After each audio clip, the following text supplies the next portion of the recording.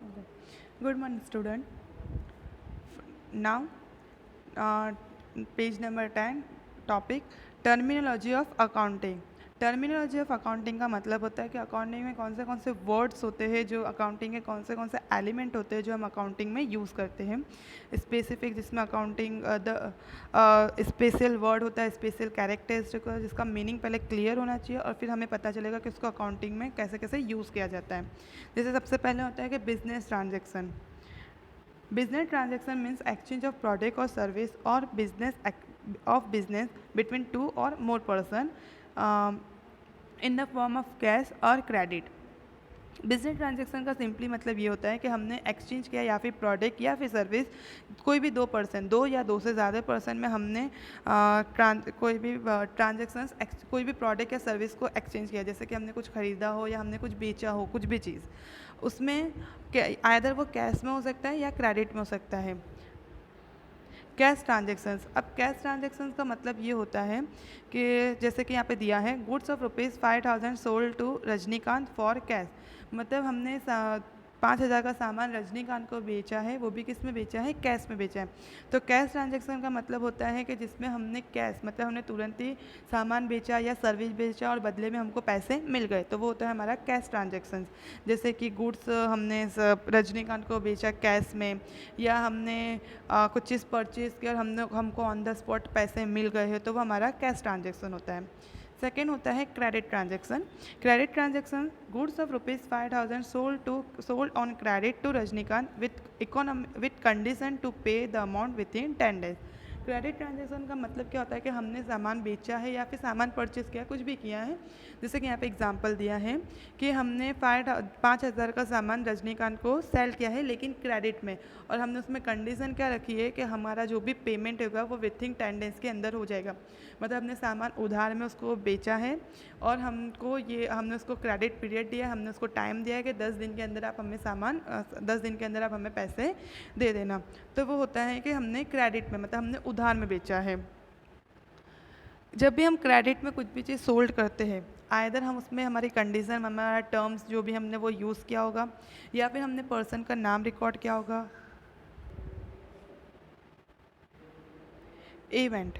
Event is recognized as the incident. Event means situation or result created from transaction.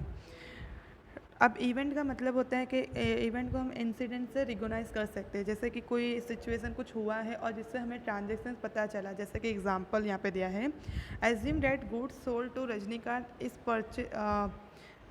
Purchase for ₹3,000, wages is paid ₹500। अब इस यहाँ पे क्या किया है, हमने एज्यूम किया कि हमने रजनीकांत को सामान सोल्ड किया है जो हमने परचेज किया था पहले, तो ये हमारा एक इवेंट है, मतलब एक हमारा एक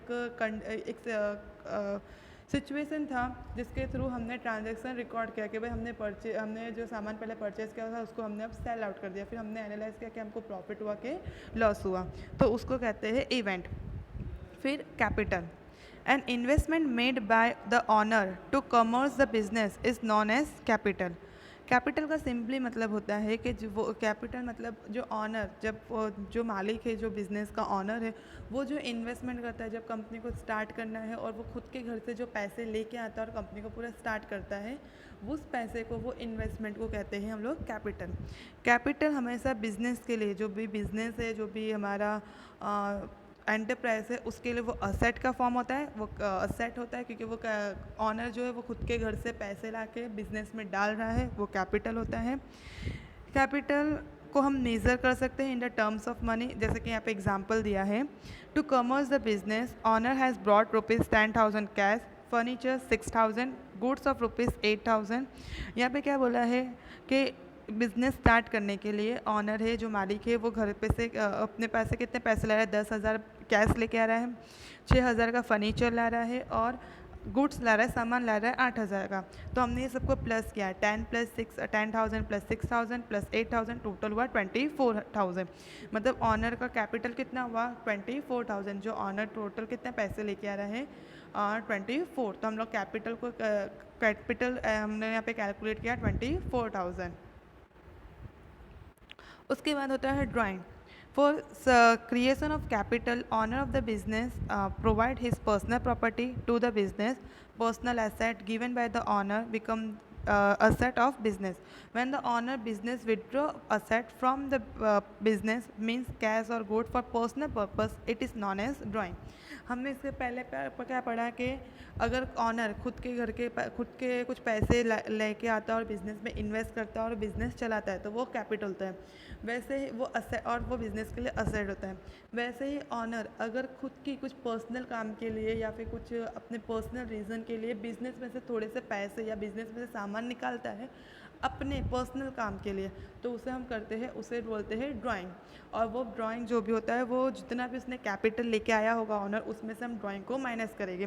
जैसे एक एग्जांपल समझ लो कि ऑनर 24,000 कैपिटल लेके आया था जो अपने पहले ऊपर पढ़ा था एग्जांपल।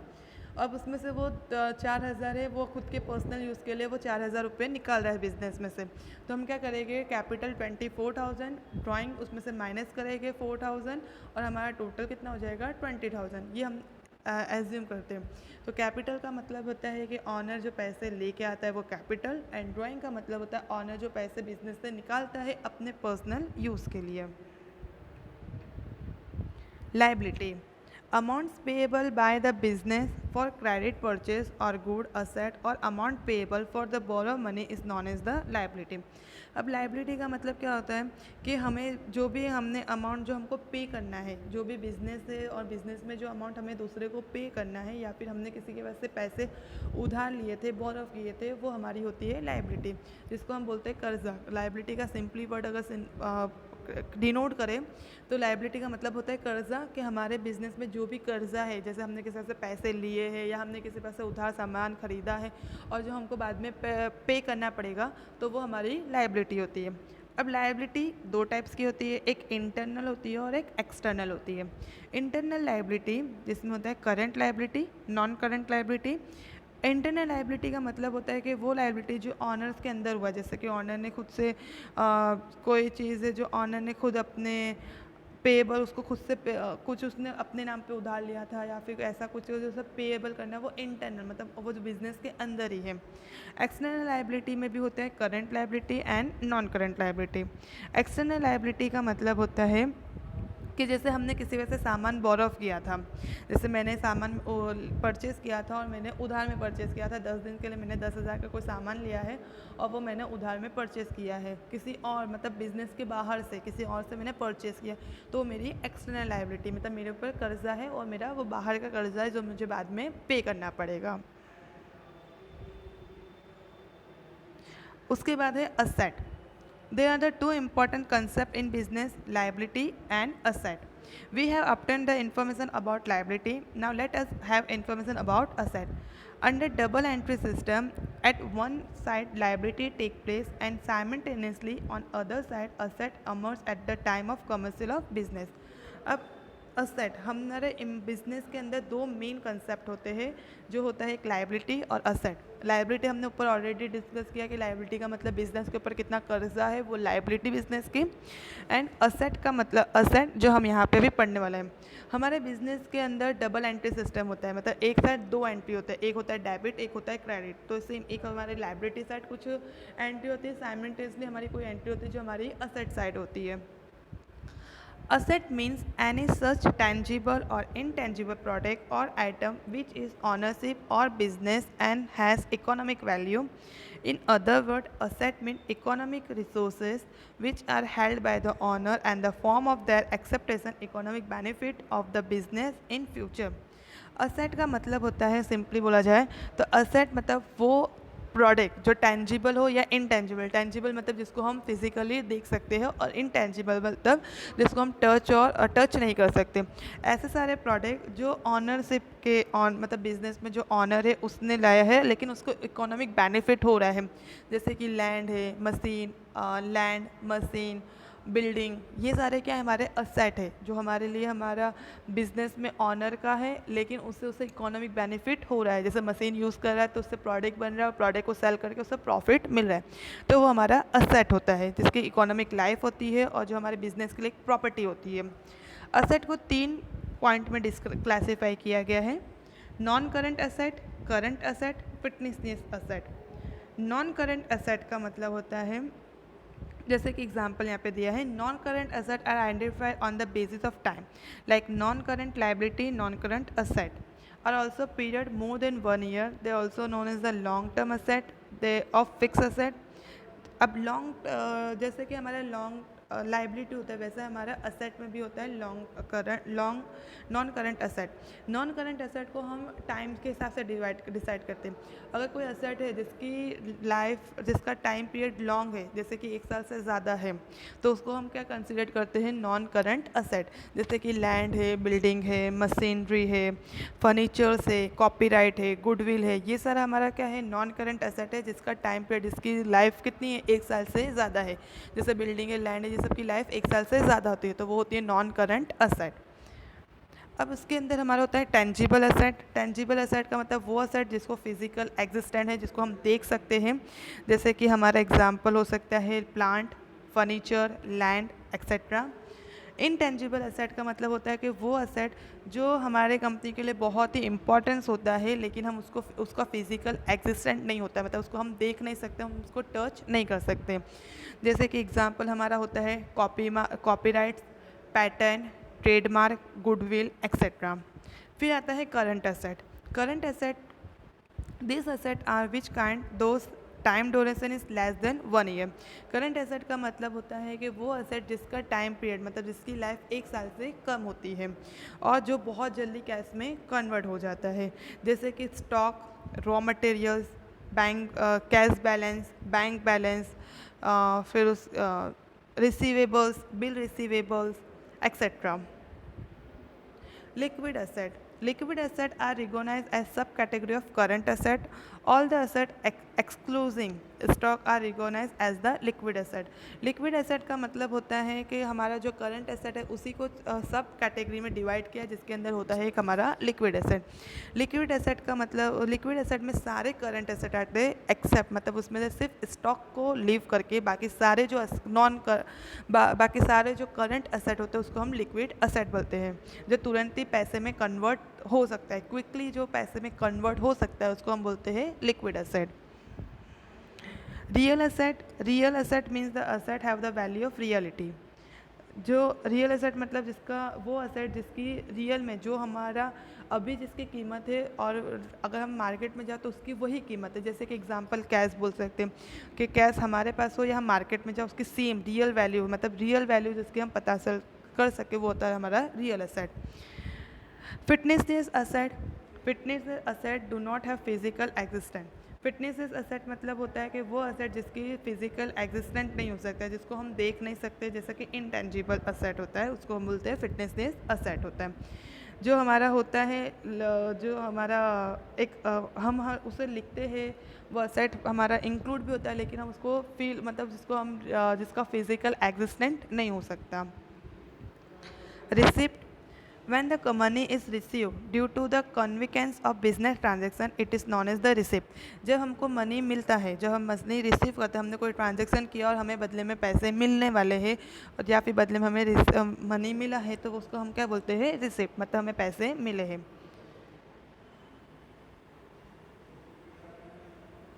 अब रिसिप्ट को डिवाइड किया है 2 पार्ट में। एक है हमारा कैपिटल रिसिप्ट, सेकेंड हमारा revenue receipt. Capital receipt is not receive regularly. Capital receipt होता है वो हमें रेगुलरली नहीं मिलता है, वो हमें सिर्फ कैपिटल, जब हम असेट, जैसे कि वो चीज़ जिसको हमें हर टाइम नहीं मिलता है, लेकिन हमें बाद कभी फ्यूचर में एक मिलेगा। जैसे कि एग्जांपल है कि हमने कोई असेट को सेल आउट किया, जैसे कि मैंने मशीन थी और मशीन को मैंने बेच दिया, सेल किया, तो मुझे पैसे मिले, तो वो मेरा होता है कैपिटल रिसिप्ट, जो हमें रेगुलरली नहीं मिलता है, बहुत ही फ्रिक्वेंटली मिलता है। जब हम किसी चीज़ कोई असेट को सेल आउट करते हैं और हमें तब पैसे मिलते हैं, उसको हम बोलते हैं कैपिटल रिसिप्ट। रेवेन्यू रिसिप्ट का मतलब होता है जो रिमेन कॉन्स्टेंट, मतलब हमेशा फॉलोअप होता रहता है। जैसे कि हमें प्रॉफिट जो अर्न हुआ, हमने कोई प्रोडक्ट को सेल आउट किया और हमें इनकम जनरेट हुई, हमें कमीशन मिला, हमें इंटरेस्ट मिला, ये हमारा होता है रेवेन्यू रिसिप्ट, जो हमारा रेगुलरली मतलब कांस्टेंट बेसिस पे होता रहता है। Payment, money paid due to the convenience of business transaction. Same जैसे कि रिसिप्ट, हमें पैसे मिलते हैं तो हम उसे बोलते हैं रिसिप्ट, वैसे ही पेमेंट, हम जब पैसे पे करते हैं, जब हमने कोई ट्रांजेक्शन किया और हमने पैसे को पे किया, तो हमारा वो होता है पेमेंट। पेमेंट भी 2 टाइप्स के होते हैं। पेमेंट को हम दूसरा वर्ड एक्सपेंस बोल सकते हैं, मतलब खर्चा बोल सकते हैं। payment, either capital expenditure or revenue expenditure. Capital expenditure, this payment is not regular in nature. Generally when the fixed asset are purchased, capital expenditure. सबसे पहले होता है जैसे कि कैपिटल, हमने रिसिप्ट पढ़ा था कि जब हम कोई असेट को सेल करते हैं तब हमें रिसिप्ट जो मिलता है, जब हमें पैसे मिलता है वो हमारा कैपिटल रिसिप्ट होता है। वैसे ही होता है कैपिटल एक्सपेंडिचर, जब हम कोई असेट को परचेज करते हैं और उसके पीछे जो हम खर्चा करते हैं वो हमारा होता है कैपिटल एक्सपेंडिचर। जो हम जो रेगुलरली नहीं होता है वो वो एट द टाइम उसी टाइम हो सकता है जब हम कोई असेट को परचेज कर रहे हैं। रेवेन्यू एक्सपेंडिचर सेम जैसे हमने ऊपर पढ़ा, capital revenue receipt. Revenue receipt का मतलब क्या था, रेगुलरी बेसिस पे होता है। जब भी हमें कोई प्रॉफिट होता है या हमें इनकम मिलता है, जो हमारे रेगुलर हमें पैसे मिलते रहते वो हमारा होता है रेवेन्यू रिसिप्ट। सेम यहाँ पे है रेवेन्यू एक्सपेंडिचर कि हम जो भी पेमेंट करते रहते हैं, जैसे हमने कुछ सामान परचेज़ किया या हमने इनकम हमने इंटरेस्ट पे किया या हमने कमीशन किसी को अलाव डिस्काउंट अलाव किया, तो उस टाइम पे जो हम पैसे पे करते हैं, जो हम पेमेंट करते हैं वो हमारा होता है रेवेन्यू एक्सपेंडिचर। सेम एक्सपेंस का मतलब होता है कि जो भी हमने पैसे स्पेंड किए, जो भी हमने पैसे खर्चे किए वो हमारा एक्सपेंस होता है पूरे वो, जैसे कि सैलरी है, वेजेस है, ब्रोकरेज है, कमीशन है, एक्सेट्रा। रेवेन्यू का मतलब जो भी गुड्स और सर्विस सोल्ड करने के, जो भी गुड्स एंड सर्विस हमने बेचा है और उससे हमें जो पैसे मिले हैं। Goods and service are sold and provide to the customer एक्सपेंडली। If credit sales are made, the amount receive it also known as the revenue. जैसे कि इंटरेस्ट, रेंट, जो भी हमें पैसे मिलते हैं, रेवेन्यू जो भी हमें जनरेट होती रहती है। Profit, after deduction of the regular payment from regular receipt of the year, the remaining surplus is known as the profit. अगर हमारा जो डिडक्शन मतलब हमने जो माइनस किया, हमारा रेगुलर पेमेंट कितना, हमारा टोटल खर्चा कितना हुआ और उसमें से हमने कितना रिसिप्ट किया, हमें टोटल पैसे कितना मिला, अगर हमारा आंसर सरप्लस में आता है मतलब हमें एक्स्ट्रा पैसे मिलते हैं, तो हमारा क्या होगा, प्रॉफिट। जैसे कि एग्जांपल लेते हैं कि हमने रेगुलर पेमेंट, हमने समझ लो कि पेमेंट हमने किया 10,000 का और उसके अगेंस्ट में हमें रिसिप्ट, हमें इनकम कितनी जनरेट हुई है 12,000, तो हमने क्या किया 12 माइनस 10,000, तो हमारा आया 2,000। तो ये हमारा सरप्लस मतलब हमारा एक्स्ट्रा हमें ज़्यादा पैसे मिल रहे हैं, तो वो हमारा हो जाता है प्रॉफिट। मतलब हमें उसका बिजनेस के लिए वो क्या होता है, प्रॉफिट होता है। Loss, the competition of the loss is consist of profit consumption. The difference obtained by the deduction of the regular income from the regular expense is called loss. Same loss का मतलब होता है जो profit का opposite हमारा loss होता है, जो हम डिफरेंस ऑब्टेन करते हैं, जितना हमारा रेगुलर इनकम हुआ और जितना हमारा रेगुलर एक्सपेंस हुआ, अगर उसमें हमारा लॉस मतलब उसमें हमारा सरप्लस नहीं आता है, कम वैल्यू आती है, तो वो हमारा लॉस होता है। अगर हमारी वैल्यू थोड़ी लेस आती है, जैसे कि एग्जांपल है कि हमने परचेज़ किया, हमने टोटल हमारी इनकम हुई है 10,000 और हमारा उसके सामने एक्सपेंस हुआ है, मतलब उसके सामने हमारा खर्चा हुआ है 12,000, तो यहाँ पे हमारा 2,000 कम आ रहा है। 12 माइनस 10,000 तो हमारा 2,000 कम आया, तो हमें लॉस हुआ। गेन का मतलब, गेन मतलब होता है प्रॉफिट, जो प्रॉफिट का दूसरा वर्ड बोल सकते हैं gain. Purchase, many items of the service are purchased in the business. All the purchase are not treated as the purchase of business, they are expense of the business. Purchase का मतलब कुछ भी चीज़ जो हम business में खरीदते हैं, जो भी हम सामान बिजनेस में लेके आते हैं, परचेस करते हैं, वो हमारे लिए क्या होता है, परचेस अकाउंट होता है, मतलब हमने सामान खरीदा। Sales, businessmen receive different type of income from business. All this income are not treated as the sale. The businessman does the business of goods, sells that goods is treated as the sales. Business के अंदर बहुत सारे incomes होते हैं, लेकिन सबको हम cell से कंसिडर नहीं करते। अगर हम कोई सामान बेचते हैं और उसके थ्रू हमें जो पैसे मिलते हैं वो हमारा होता है सेल्स अकाउंट, मतलब हमने सामान को बेचा। Stock, good purchase by businessman for business purpose, goods remain unsold from that goods is called stock. Goods हमने जो परचेज़ किया, बिजनेसमैन जो गुड्स परचेज़ करते हैं कि उसको वो सेल कर सके, और जिसमें से जो अनसोल्ड मतलब कुछ सामान जो हमारे बच जाते हैं, जो बेचने भी रह गए हैं, उसको हम बोलते हैं stock. Debtors, when the businessman sell the goods on credit to his own customer, those customers are called debtors. Customer become debtor on the account from which account is sold on credit. Debtors का मतलब क्या होता है कि हमने कोई सामान sell out किया लेकिन हमने क्रेडिट बेसिस पे किया, मतलब हमारे कस्टमर को हमने सामान बेचा लेकिन उधार में बेचा, तो वो हमारे लिए हो जाते हैं डेटर्स, मतलब वो बंदे जो हमको बाद में पैसे देने वाले हैं। डेटर हमारे लिए करंट असेट होते हैं, हमारे लिए एक प्रॉपर्टी होते हैं कि हमको रिटर्न में कभी ना कभी पैसे मिलेंगे। Bill receivables, bill receivables is written document where the two parties, one is the bill writer and another bill acceptor, when where bill writer acquire right to receive a certain amount as predetermined date in the future, it's become receivables. Bill receivables का मतलब होता है एक return document होता है जिसके अंदर दो पार्टीज होते हैं, एक बिल राइटर एक बिल एक्सेप्टर। जब भी हम सामान बेचते हैं, जो भी डेटर्स को हम सेल आउट कर रहे हैं सामान, उस टाइम पे हम उसको जो हम क्रेडिट पीरियड देते हैं तो वहाँ पे हम एक बिल रिसीवेबल्स बिल्स बनाते हैं कि ये सर्टन टाइम्स के बाद ये पैसे हमें मिल जाएंगे, तो वो हमारा होता है बिल रिसीवेबल, कि हमने बिल रिसीव किया है। बिल रिसीवेबल्स हमारे लिए हमारा नॉन करंट असेट होता है। Receivable, then creditor, as business sold credit sell in the same way undertake credit purchase, जैसे कि बिजनेस वाले सेल करते हैं उधार में कुछ भी सामान बेचते हैं, सेम उसी तरह बिजनेस वाले परचेज भी करते हैं क्रेडिट बेस पे। तो अगर बिजनेस ने कुछ सामान परचेज किया है क्रेडिट पे, उधार में कुछ हमने परचेज किया है, तो वो क्या होता है हमारा क्रेडिटर, सामने वाला जो भी बंदा उसको हम क्रेडिटर्स बोलते हैं।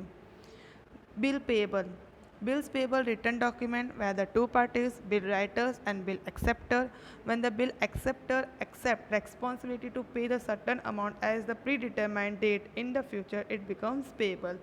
बिल रिसीवेबल जैसा है बिल्स पेएबल होता है। बिल्स पेएबल भी एक रिटर्न डॉक्यूमेंट होता है जिसके अंदर दो पार्टीज होते हैं, एक bill writer and bill acceptor. Bill acceptor जो भी होगा वो एक्सेप्ट करता है कि जो भी यहाँ पे सर्टन अमाउंट है वो प्री डिटरमाइंड डेट के फ्यूचर में जो भी प्री डिटरमाइंड डेट है वहाँ पे वो पे कर देगा, वो ये रेस्पॉन्सिबिलिटी एक्सेप्ट करता है, तो उसको बोलते हैं payables. Cost, to produce any product or the any service whether the expense are required, the sum of this expense is cost। कोई भी सामान को कोई भी प्रोडक्ट को प्रोड्यूस मतलब बनाने के पीछे जो, और या फिर कोई भी सर्विस करने के पीछे जो भी हमारा खर्चा होता है, वो सारे को जो हम कैलकुलेट करते हैं वो सारे एक्सपेंस को, वो हमारा कॉस्ट होता है। जैसे कि लेबर कॉस्ट क्या है, मटेरियल कितना लगा, लेबर कितना लगा, etcetera. Voucher, it is a written document of business transaction, a type of transaction determined on the basis of voucher।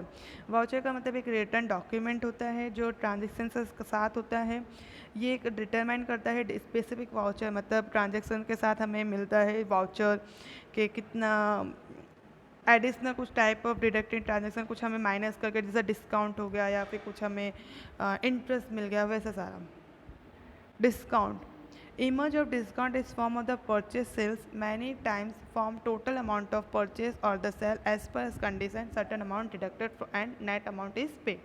Discount का मतलब होता है बहुत टाइम ऐसा होता है कि हम कुछ सामान परचेस करते हैं, सेल्स करते हैं, उसमें जो टोटल कंडीशन के हिसाब से जो टोटल हमने परचेस किया उसमें से कुछ अमाउंट को लोग माइनस करते हैं और उसके बाद हम सब नेट अमाउंट जो होता है वो पे करते हैं, उसे कहते हैं डिस्काउंट। जो भी अमाउंट उसने डिडक्ट किया है वो हमारा होता है डिस्काउंट।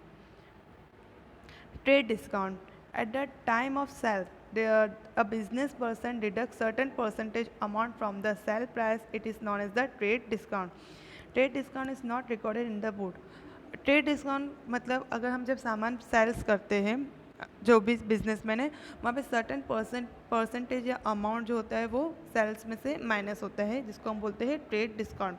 ट्रेड डिस्काउंट को हम कभी भी बुक में रिकॉर्ड नहीं करते हैं, लेकिन हम ट्रेड डिस्काउंट को कैलकुलेट करते हैं, जो भी ट्रेड डिस्काउंट हमने उसको ऑरली कैलकुलेट करते हैं और फिर डायरेक्टली जो भी अमाउंट आता है हम डायरेक्टली लिखते हैं कि पर सेल्स किया इतने का। यहाँ पे जैसे एग्जांपल दिया है कि हमने गुड्स की रुपीज़ कितना है 10,000 का सेल किया है, उसमें 2% हमारा ट्रेड डिस्काउंट है, तो हम क्या करेंगे 10,000 उसमें से माइनस करेंगे 2%, आया 9,800, तो हम सिर्फ बुक में 9,800 ही रिकॉर्ड करेंगे। Cash discount, to attract the customer with the purpose receive quick collection of credit sale, the amount which is deducted from the receivables amount is known as the cash discount। Cash discount मतलब हमें customer को कोई attract करना होता है, हम उसको बोलते हैं कि यार जो भी सर्टन जितना भी अमाउंट है उसमें से अगर आपने तुरंत ऑन द स्पॉट कैश दिया तो आपको इतना कैश डिस्काउंट मिलेगा कि हमें तुरंत ही पैसे कलेक्ट हम कर सकें। तो उस अमाउंट को उसके बोलते हैं कैश डिस्काउंट। कैश डिस्काउंट को हम अकाउंट्स की बुक में रिकॉर्ड्स करते हैं। जैसे कि एग्जांपल है यहाँ पे, अब वो एग्जांपल में हमने देखा था कि हमारा 200 इसके पहले एग्जांपल में कि 10,000 का सामान परचेज किया था, 2% डिस्काउंट था और टोटल सामान कितने का हमने सेल आउट किया था 9,800। अब हम उसमें कैश डिस्काउंट दे रहे हैं, तो हमारा उसमें कैश डिस्काउंट कितना हमने समझ लो कि अलाउ किया 200, हमने उसमें डिस्काउंट अलाउ किया। तो हम क्या करेंगे 9,800 माइनस 200 और लिखेंगे 9,600 और हम -200 की भी entry in the books of account में दिखाएंगे। Discount receive and discount allow.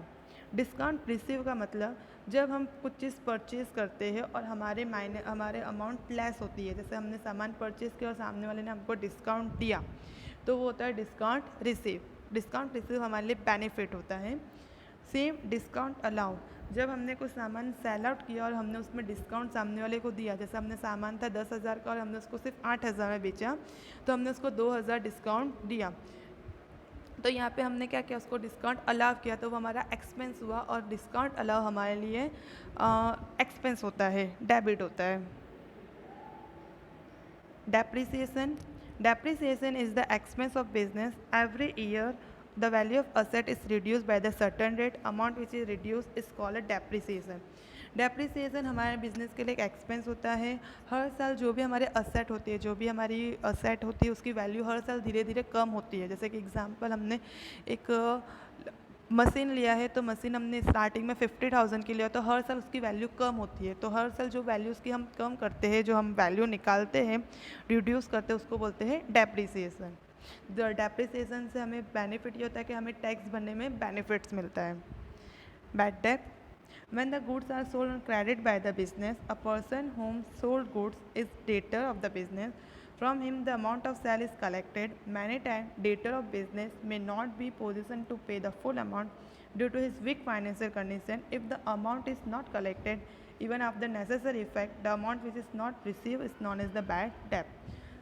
हम यहाँ पे क्या है कि हमने कोई भी सामान, बहुत सारे गुड्स होते हैं जो हमने क्रेडिट में बेचा होता है, मतलब हमने सोल्ड किया होता है उधार में, जिसको हमने क्या पढ़ा था डेटर्स।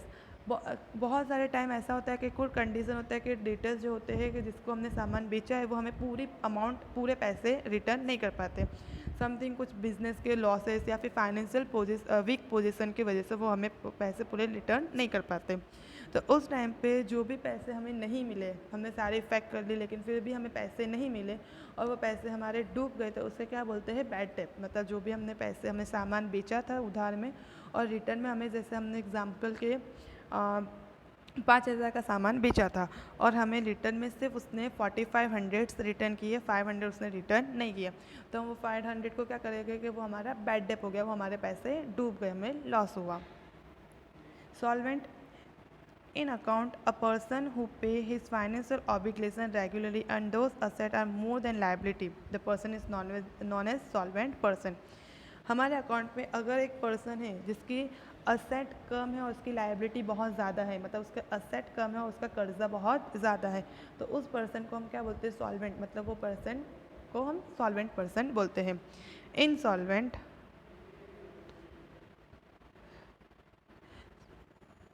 सॉल्वेंट का मतलब है कि फाइनेंशियल ऑब्लिगेशन, मतलब वो बंदा जिसके पास those asset are more than liability, जिसकी असेट ज़्यादा है, लाइबिलिटी कम है, उस पर्सन को बोलते हैं सॉल्वेंट पर्सन। इनसॉल्वेंट अपोजिट होता है, जिनकी लाइबिलिटी बहुत ज़्यादा होती है एंड असेट कम होता है, तो वो होता है insolvent. In accounting, a person who does not पे द फाइनेंशियल ऑब्लिगेशन रेगुलरली, जो फाइनेंशियल मतलब जो अपने रेगुलर जो उसके इंटरेस्ट है या फिर जो भी उसका जो भी उसने उधार लोन लिया वो रेगुलरली पे नहीं कर पा रहा है, because it means it is not the position to pay those obligation and asset is less than liability, उसकी असेट कम है और लाइबिलिटी ज़्यादा है, तो उसको हम क्या बोलते हैं, इनसॉल्वेंट। डेबिट और credit, there are two important words in the accounting. Every transaction है the two effect double entry system, debit और क्रेडिट। हमारे अकाउंट्स में दो मेन इंपॉर्टेंस वर्ड होता है, हर अकाउंट में, हमारे अकाउंट में डबल एंट्री सिस्टम होता है, एक डेबिट एंड क्रेडिट। डेबिट का मतलब उधार, हमने कुछ चीज़ सेल आउट किया, एक्सपेंस किया, वो हमारा डेबिट होता है। एंड क्रेडिट का मतलब जो भी हमारा इनकम हुआ है, जो भी हमारा प्रॉफिट हुआ है, वो हमारा क्रेडिट होता है। डेबिट लेफ्ट हैंड साइड में लिखते हैं और क्रेडिट राइट हैंड साइड में लिखते हैं। अकाउंट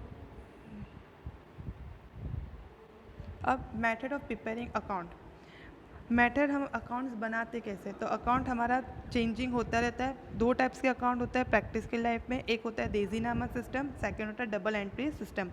देजीनामा सिस्टम वो पुराने टाइप का अकाउंट है जो एशियन टाइम में बनाया जाता था, एंड डबल एंट्री सिस्टम जो मॉडर्न टाइम का अकाउंट है, जो अभी फिलहाल कंप्यूटर बेस में पूरा जो अकाउंट बनता है वो डबल एंट्री सिस्टम होता है।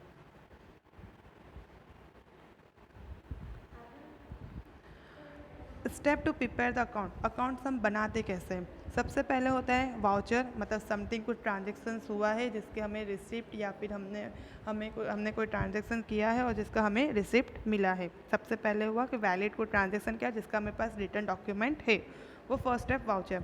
सेकंड स्टेप होता है identification of the transaction, whether the transaction in the business is economic और नॉन इकोनॉमिक। सेकंड स्टेप में हम करते हैं कि हमारा कोई भी ट्रांजेक्शन वो इकोनॉमिक है कि नॉन इकोनॉमिक है, हमने आइडेंटिफाई किया। फिर उसके बाद हमने ट्रांजेक्शन को और आइडेंटिफाई किया कि वो कैश में है कि क्रेडिट में है।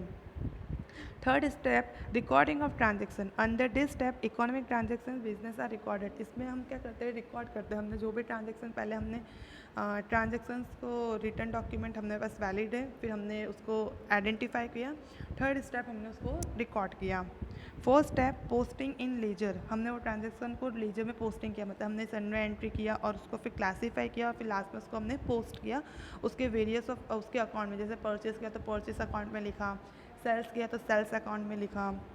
Fifth step trial balance, in trial balance all the balance of account disclosed in fourth stage are disclosed in the prior stage the preparation of final account। हमारा यहाँ पे क्या, फिर हम ट्रायल बैलेंस बनाएंगे। ट्रायल बैलेंस मतलब हमने account को डिस्क्लोज किया, जो भी हमारा अकाउंट है वो हमने डिस्क्लोज किया। हमारा जो भी डेबिट साइड, हमने सारे डेबिट साइड रिकॉर्ड किए, जो भी हमारा क्रेडिट है, जो भी हमारा इनकम हो, हमने तो सारे क्रेडिट साइड रिकॉर्ड किया, और उसके बाद हम उसका फाइनल अकाउंट बना सकें। लास्ट एंड फाइनल स्टेप है final account, they are prepare on the basis of trial balance adjustment with trading P&L and balance sheet. Last में हम फाइनल अकाउंट बनाते हैं जो हमारा पूरा ट्रायल बैलेंस के ऊपर बनता है। जो भी हमने ट्रायल बैलेंस में डिस्क्लोज किया अकाउंट, फिर हम उसमें फाइनल अकाउंट बनाते हैं जिसके अंदर 3 अकाउंट होते हैं, एक trading, P&L, trading account, profit and loss account and balance sheet, जिसके अंदर हम सारे एक्टिविटी रिकॉर्ड करते हैं और फिर हमें एंड में पता चलता है कि हमारा कितना प्रॉफिट हुआ एंड कितना लॉस हुआ। सो chapter number 1 accounting complete. Thank you.